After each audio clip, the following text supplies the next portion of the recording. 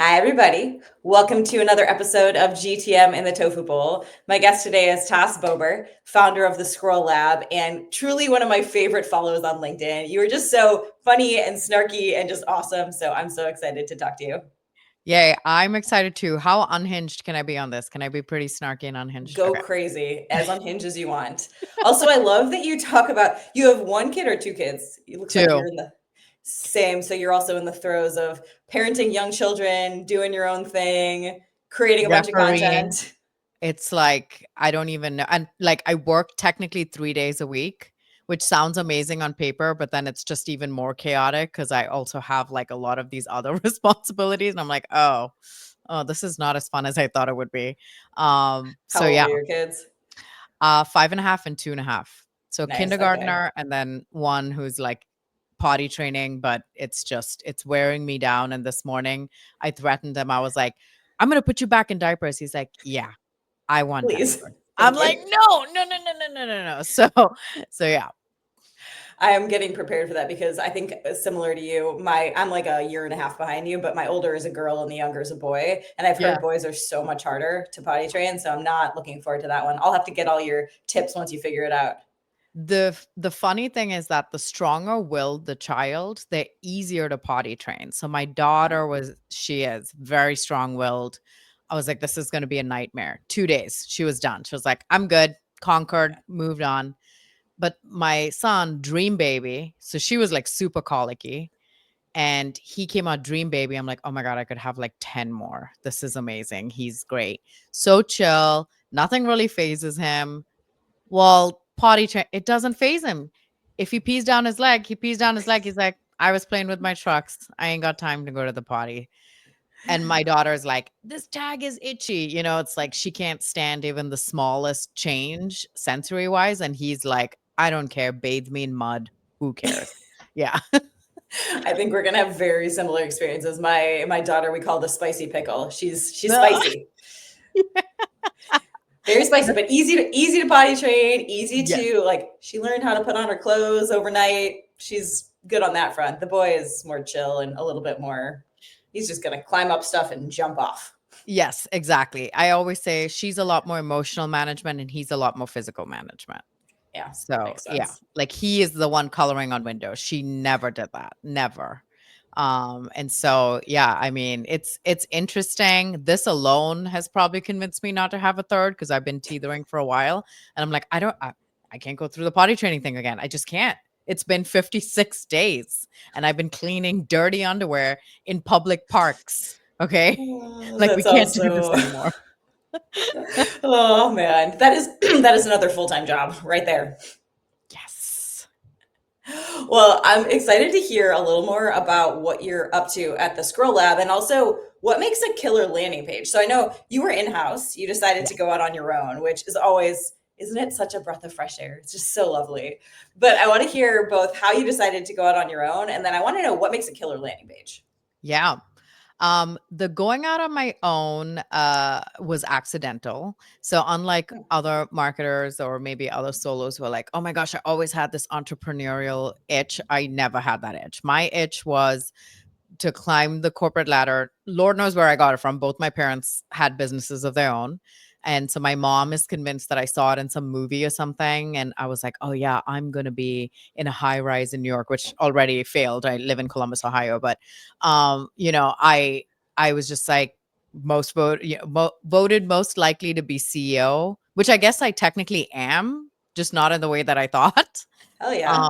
Would climb the ranks, be, head of marketing somewhere. Like that was just the path. No one could convince me otherwise. And then I was in-house leading digital and website for a couple of companies. The back half of my career was in B2B SaaS, which is a totally different beast than what I call traditional B2B or dinosaur B2B, where it's like 1 year to launch a campaign, but you have a lot more security in your jobs. And so you get into like startup mode and it's like everything moves faster. I'm like, oh my God, I was built for this. This is amazing.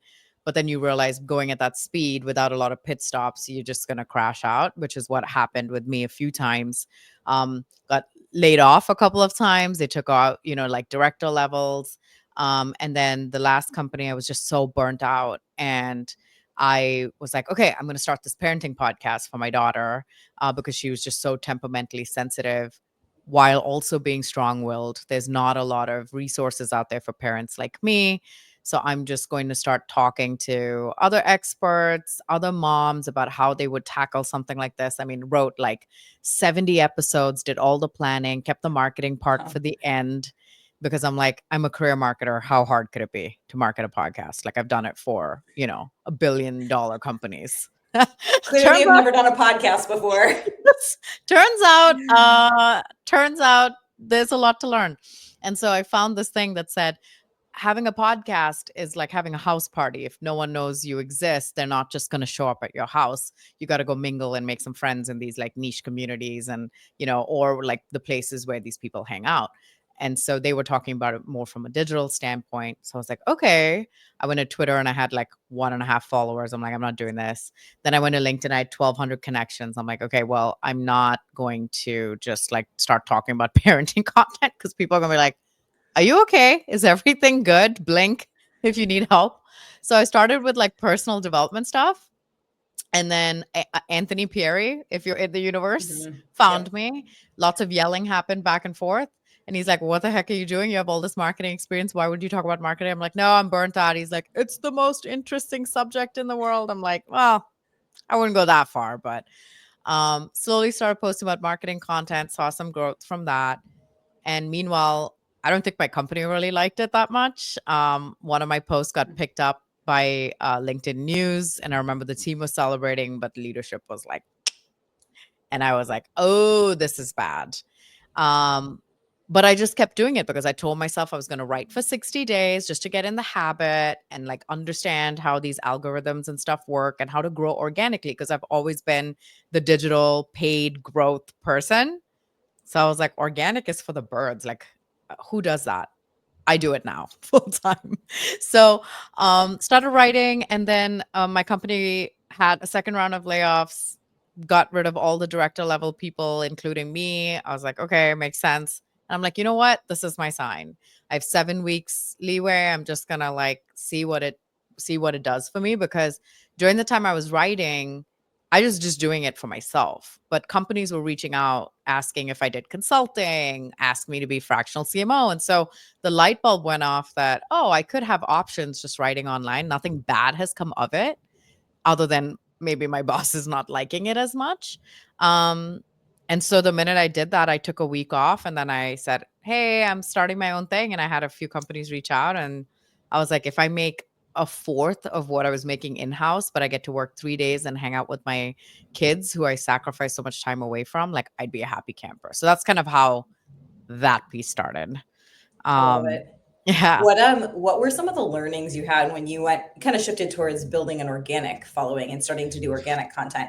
What did you learn that worked? What didn't work? I realized how much content matters.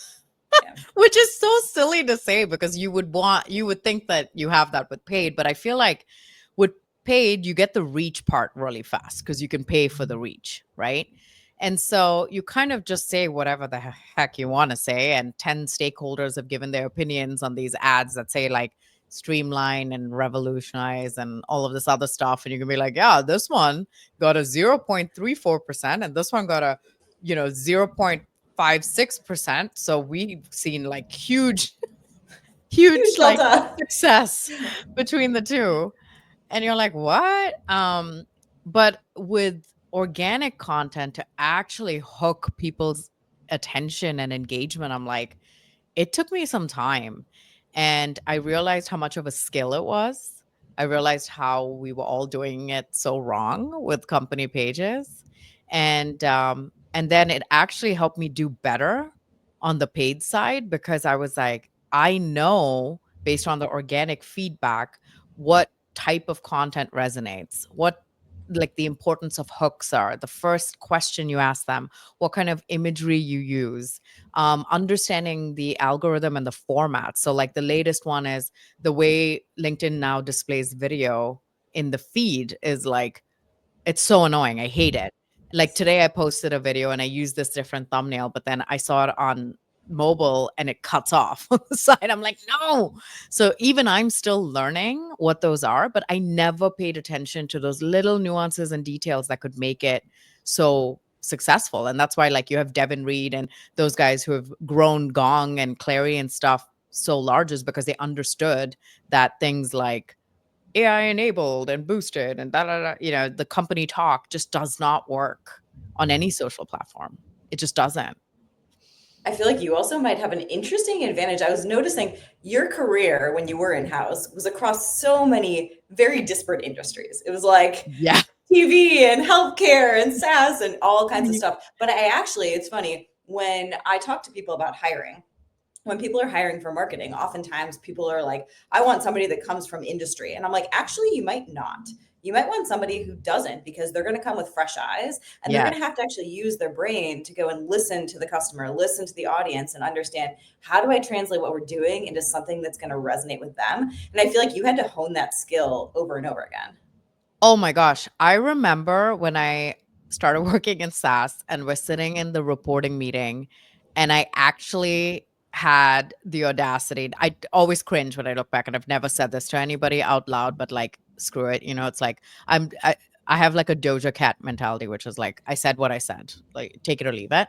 But the most embarrassing thing was, I was sitting in this reporting meeting and I'm looking at the Salesforce dashboard with all of these acronyms, and I'm like, what? And I literally asked, "What's tofu?" Because it was so hilarious to me, like, which is like so fitting for where you are. But I was like, "What's tofu and mofu and stuff?" Because we never talked about marketing that way at like traditional B2B. We just never did. It was just like, we talked about it in other ways, but SaaS, I remember that company specifically was following the serious decisions model. So theirs was like, it was beyond MQL. It was like AQL and then AQL, MQL, then TQL, then S. So like, there were a bunch of stuff inserted in between all the QLs. And I'm like, it was crazy. And so at the time when I told my boss, and she knew, like, at that point, I had not come from SaaS. And so she was like, I don't know if you like oversold yourself in the interview process or something, because you're not like very industry standard. I'm like, yeah, I thought that's why you hired me, because I'm not industry standard. And it was so funny because I worked so hard to try to be industry standard that now I'm just so far, I've leaned so far in the opposite direction. I'm like, screw the industry standards or whatever. Because I realized, like, that is the strength, is Like, not looking at it from that lens. it's funny you bring that up of going against the grain when it comes to that. So, you mentioned Devin and Gong. Gong, I saw somebody post, I think yesterday or the day before, how their revenue actually has now continued to go up. Despite, if you would have asked me, given the fact that there's like 100 free meeting recording softwares, there's a Mm, bunch of stuff that does something similar. I think what they really nailed was they built such a fun brand in such a boring space. They had yes. the bright pink colors and the crazy, logo, and they called it Gong. And I just feel like there was Chorus, which was the more buttoned up, boring one. There was Yeah. other ones like that. But I think that if you do something fun in a space that's pretty boring, you stand out. And that's how people actually build companies and build a Yeah. brand. I mean, one of the things, just looking at their company pages, or their company page and the posts that they put out there, outside of like just fun and things like that, they gave away a lot of tactical advice. So it's like, you never had to go and download some weird thing. It was like, they would either make fun of the sales area, like, they'd put out like sales memes or jokes or something like that, but then they'd also be like, here's a template that you can try to use today, tell us how it works, or something like that. And it was just so it was easy to consume, it was quick, it was something that people could take away without buying from them. And so that was actually one of the things I also borrowed from that brand, when I was like, okay, what are the things that I hated when I was an in-house marketer perusing LinkedIn? What are the things that I hated that companies did, both as a buyer and a consumer? And then how can I do the opposite and still be successful? So even today, when I do brand partnerships, I always say my criteria is this: you have to be somehow related to my niche, or the content has to be. Two, I'm not going to sit here and do an infomercial for your product. It has to be, um, you know, it has to be something that's actionable if they don't buy from either of us. So either it's entertainment, so it could be something funny, like it made their day better or whatever, or something that they could take and like apply right away. So like all the partnerships have been like, oh, like the hockey stack audit.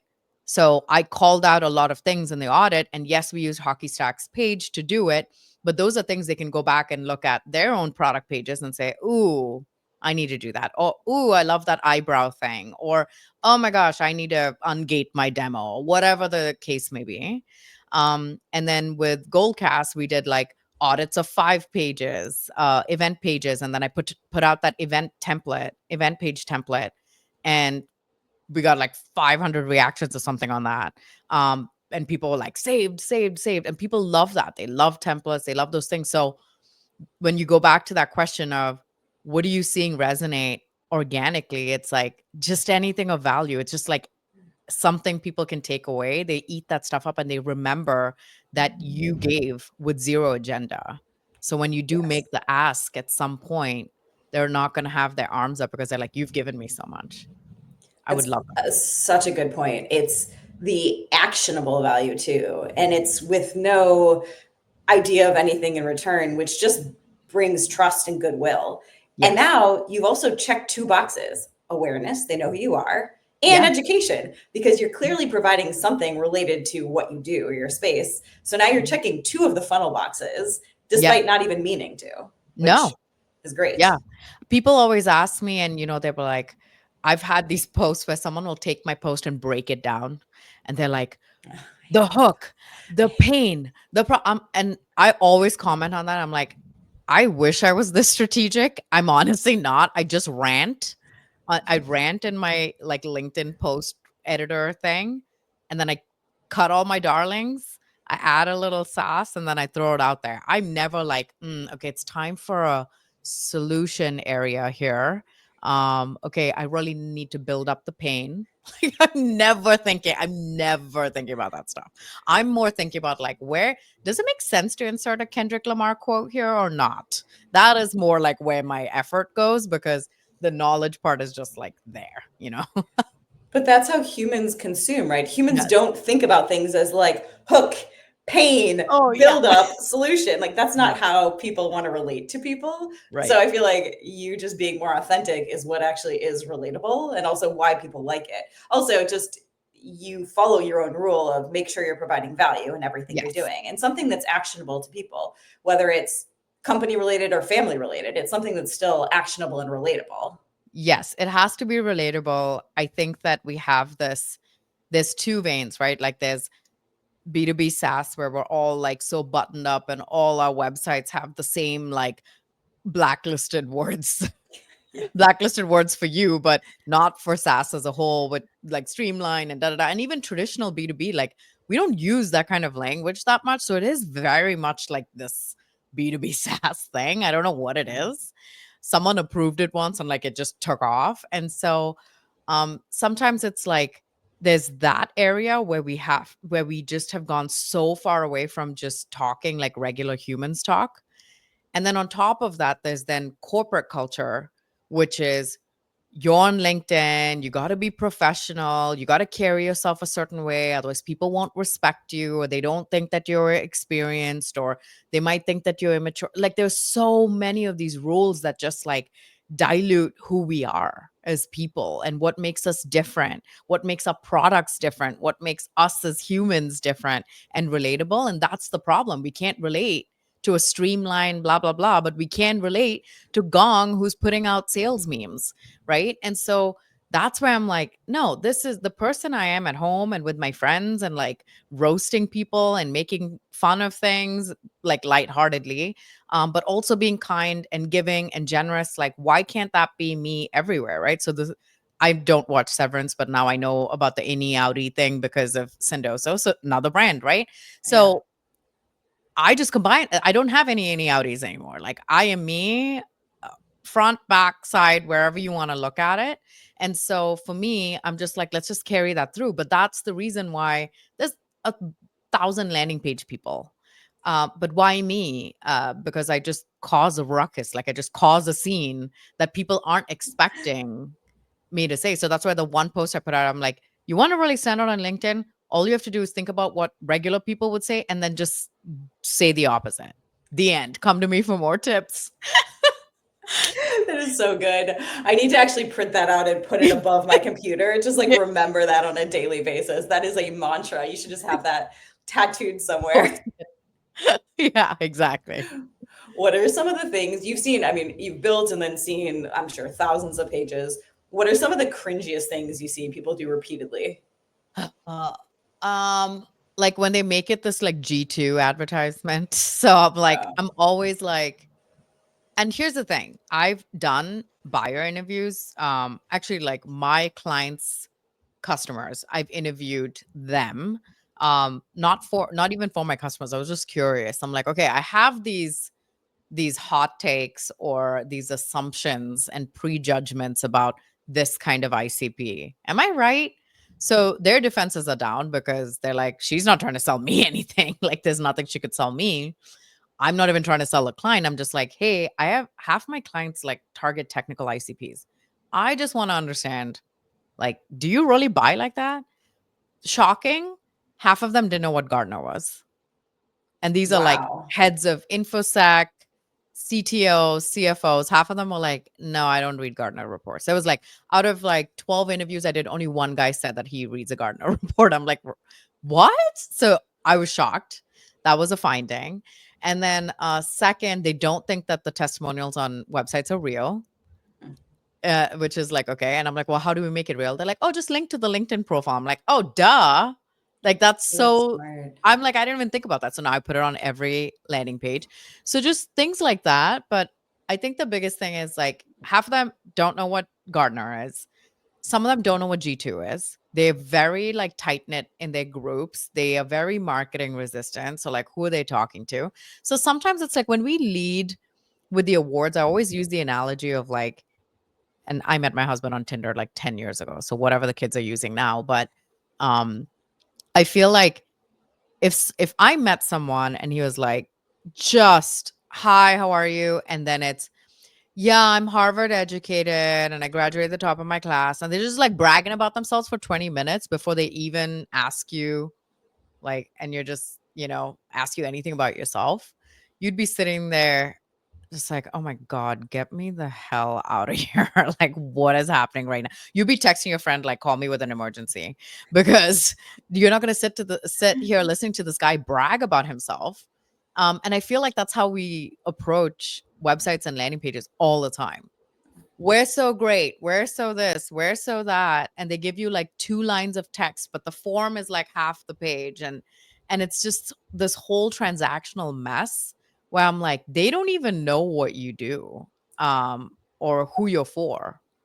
I typed in once like accounting software and I was taken to this landing page by a company that's pretty well known in our space. And it was like 2 lines, big form, and it was immediately like get a demo. I'm like, if someone's typing in accounting software, that's probably a first touch point. Are you an accounting software for enterprise or SMB? Because those are two different things. They need or care about two different things. So it was just like 2 lines of text, and down here was like all the features just dumped. And then the page just ends. I'm like, it just fell off a cliff. They don't even feel like they needed to put any proof on there. So I was like, what is going on? And so there's a lot of that where it's like just the audacity of leading with yourself instead of leading with the person that you're asking for money and time from. You know what I mean? Yes. I have an idea. You should totally do roasts of pages where you're playing the role of like dating and just like back and forth of like if this was a human, that would be so funny. I would actually watch all I of that. dating B2B. We'll just call Yes. I Yes. try I try so hard not to do like I'll do audits if companies ask me for them because they're obviously giving me permission and consent. It's so hard for me to just do like because people will ask me, why don't you just take a landing page and audit it? I'm like, because I was that marketer where like I didn't agree with anything that I had to put on the landing page because my boss and like 10 other stakeholders like forced me to make changes. So, but then the problem was I was held accountable for the results. So then what ends up happening is suddenly they have revisionist history that they were the ones that gave the feedback on the pages that made it so terrible. And then they're going, I'm going to be the one whose job is on the chopping block, or like, so I really try hard not to do that, because you don't know what's going on. But I do like the data. When I did show them, I would blur out like the logo and the company name and stuff. It's like they would know, but maybe not anyone else. But dating B2B would be hilarious. That would be so funny. Especially, I think you and Hika Young should do it together. That would just Ah! be the best ever. I would just watch that all day long. Oh my gosh. I'm going to text her after that. We talk like every day. I'm going to Please text her do. and be like, got a request Yes. for something that you and I should do together. So 100% we'll do it together.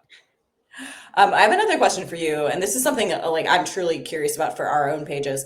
So I've heard you talk about this reframe of don't focus on conversion, because again, you don't know where they are in their buying journey. Focus on consumption. How do you measure that? What are the tangible ways that you measure consumption? Yeah. I love this, and I need to do this post that's been in my head for like weeks now.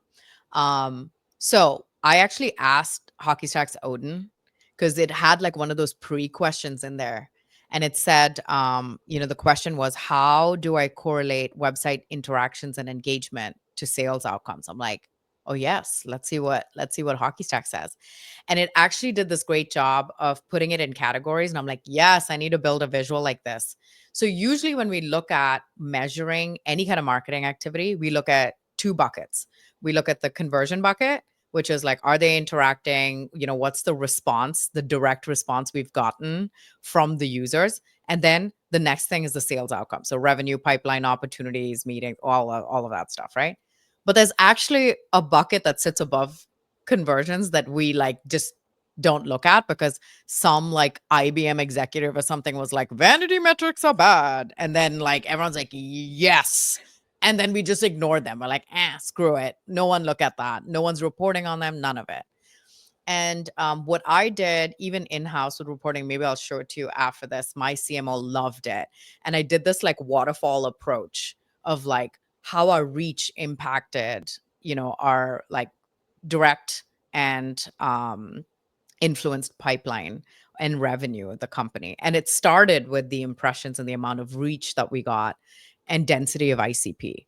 So those were some things that we measured internally. So we used to do this. The first category is the engagement piece of it. Then you go conversions, and then you go sales outcomes. So we don't skip that first part. So I always tell people it's not conversions or consumption. It's consumption leads to conversions, but we're just measuring it wrong and we're looking in the wrong places. So the way I would do it on a page is, okay, how many people are visiting the page, right? So if you have 2,000 people coming to this paid landing page, and I say paid because you can control the traffic, right? So you can control making sure that you're sending it to the right targets. So the first thing you're going to look at is like density of ICP. So we used to do that all the time. Sometimes like we'd have a low conversion month, but then we'd see, oh, our ICP like density on this page used to be 30%. It's 66% right now. So we know we're driving more of the right people to this page. So that's like one measure. Second, most people will not convert on the landing page directly. So they come to the landing page. It might be a first touch point. They might be doing some research comparisons. I mean, we look at like 12, 13, 14 web pages before we do anything. And so we're going to be looking at their return visits to the main website. So if your return visits were like, oh, on average, it's been 2, but now we're going to 3 and 4, we know that we're bringing not only more of the right people, but they're revisiting our site as they would multiple times.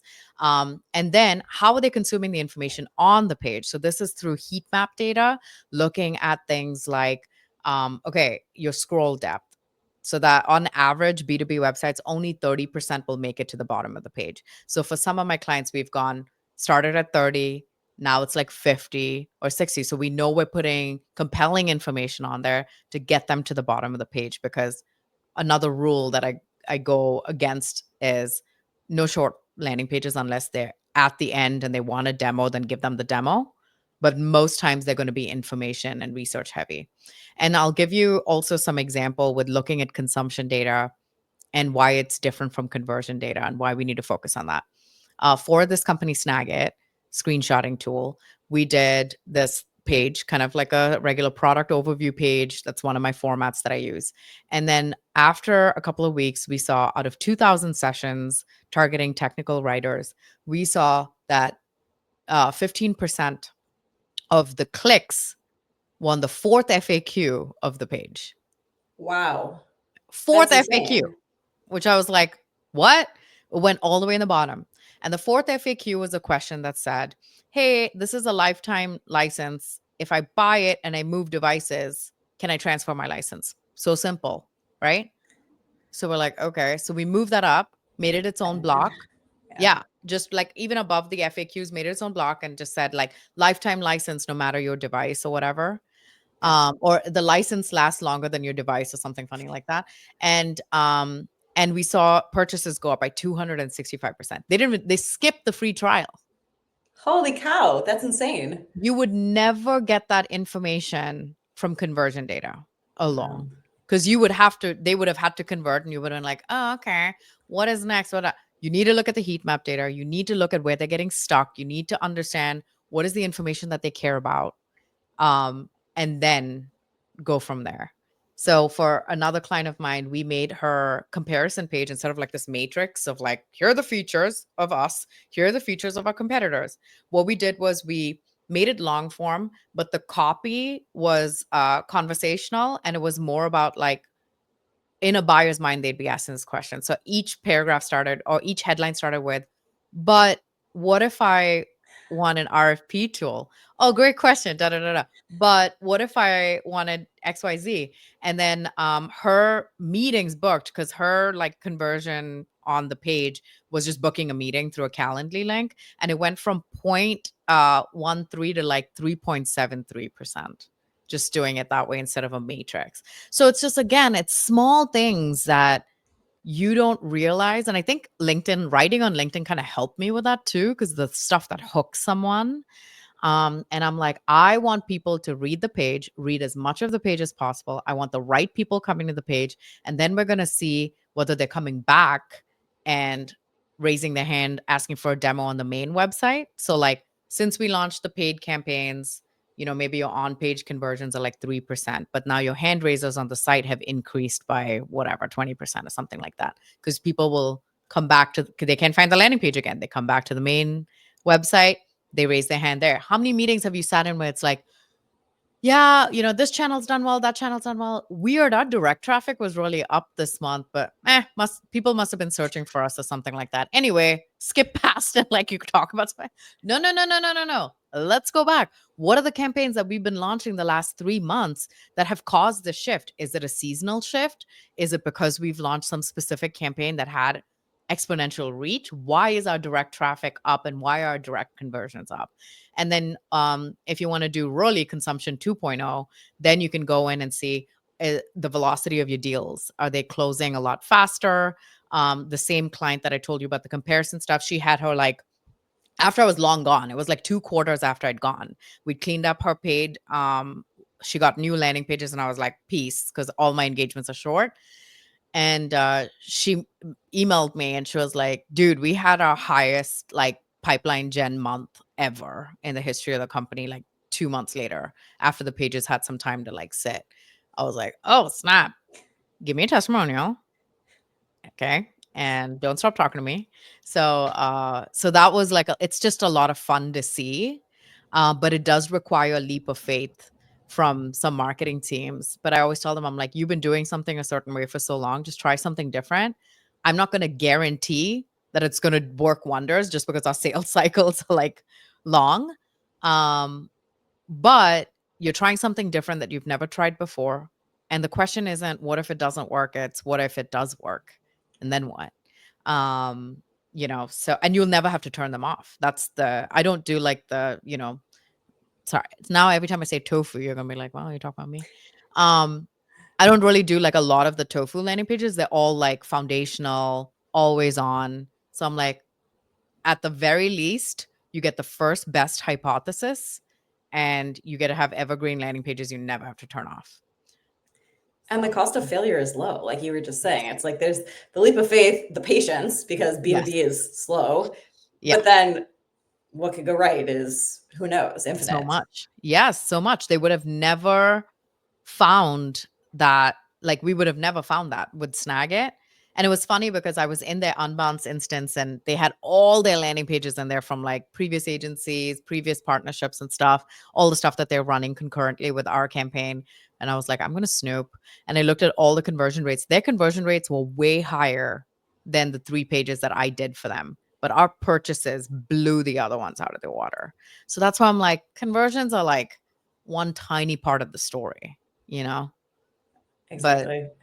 the climax is somewhere else. I just learned like 15 things that I need to go implement. So, in your spirit of always providing value, actionable value, man, I have like 5 things that we're going to go test now. We're not really doing a lot of paid yet. We've had the nice position where we're getting enough inbound to feed our small team, Yeah. but I want to test a bunch of stuff. And now I have a good way to go do it. Well, and that's the thing is if so I actually do have a couple of clients who don't do paid, but they have a really strong organic presence. And so when we look at when I do pages for them, they just put it on their main website. They're like, I'm just not even going to use the landing page thing. I'm just going to put it on the main website. And then they use some kind of like A/B testing tool to just test a couple of different hero variations of that page. So things like that. So you can still test it without campaign stuff. The reason that I push for the campaign is for the feedback loop to be tighter. And then things like measuring that density of ICP, because you can't control the traffic as much with organic. You know, it's like your mom could be like, oh, my daughter works here. Look at this cool website. And then, you know, but it could also be like the person that you're targeting. So it's just a lot, and like internal employees, and there's a lot going on. So it's just the feedback can get a little bit convoluted that way. But if you have strong organic traffic, you know, that's better than having to pay for it, I guess. I mean, I don't do any paid myself. And my mom's probably on there. So we we were testing some stuff. So to your example, hero headlines, some stuff like that. But the biggest change for us, which in retrospect, there's a reason why most SaaS companies do this, was 2 buttons, 2 call to uh-huh. action buttons. And Uh-huh. that single change alone drove people to the button we wanted them to click. But just by having Oh, 2 increases number of button clicks, which is interesting psychology.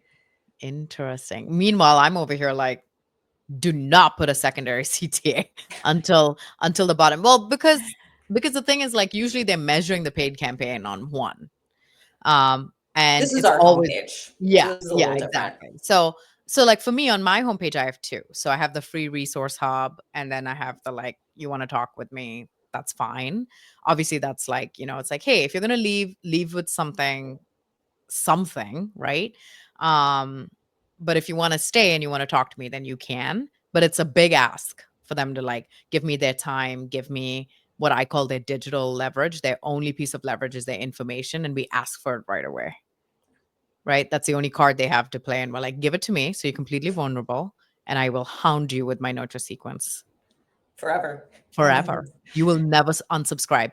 Panera, if you're listening, I today have actually blocked them because I looked at my thing and it's like they accidentally signed me up in 2023 for emails. I've unsubscribed multiple times since then and it has not stopped. So today I marked them as spam and I'm letting Gmail do the rest. So don't be like Panera. I had funny story last year. I got so fed up with people starting all their emails. I hope this email finds you well. Yeah. That I created a spam filter where if you started your email, I hope this email finds you well, it will go to a filter that I labeled as crap. And funny enough, every now and then I get a very legit email that I need to Yeah. respond to going there, and I just don't see it. And it'll come surface weeks later when somebody's like, "Hi, I really need you to respond to this." And I was like, "Oops, Oh, sorry." ugh. I'm Maybe now I'm like, oh crap. Because I say the same, I say like a few certain lines all the time, like, hope you're doing good, you know, whatever. And I'm like, that's fine. I oh. just don't like that one. Yes, It that also one. just feels like every AI bot was like, "That's how we Mm, start every email." yeah, best regards. Yeah, exactly. Oh man. Well, this has been so much fun. I first off, thank you. I've learned a ton and we definitely need to do a part 2 at some point. I feel like I could talk to you for about 5 hours. Yeah, and my mom's been trying to shut me up since I could talk. So I could also go on for 5 hours, especially talking about landing pages and LinkedIn and trolling people and all the like. So Well, I'll be waiting for your dating collab with Hika, and ah, we'll have to do part two oh at my some gosh, point. I'm so gonna tell her. And actually, I have a great idea now that you told me. Tim Davidson, you know him, fruit ninja, fruit guy, fruit cutting guy. Oh yes, yes, Yeah, yes. see, I say Tim Davidson, no one knows who he is. I say fruit cutting guy, absolutely know him. So he and I are both gonna be at Spring. So I'm gonna do maybe he and I will do like a B2B dating montage because he So does like fun. the if B2B was a restaurant. And so I don't know if you've ever seen that video. I like died laughing because he's now doing them on Instagram too. And it was like the menu and he's like holding it up and he goes, "Oh, you show pricing." It was just so freaking funny. I'm gonna send it to you after this because he is hilarious and people would expect it from him. So I think I'm gonna harass him to do a B2B dating. Please do this. I can visualize it in my head already. It's going to be great. I'm Oh my gosh. excited. I'm gonna text him and then I'll also text Heike and see what she's up to. Amazing. Well, thank you, Tas. Lovely to chat. And if people want to learn more about you and the Scroll Lab, where should they go? Just find me on LinkedIn. That's the best place. You'll get like almost immediate feedback. I spend way too much time there. My husband says anyway. And yeah, so come for the insights, stay for the trolling and entertainment. There's plenty of that too. Amazing. Well, I will hopefully meet you in person at some point, but thanks again, and we'll see everybody next time.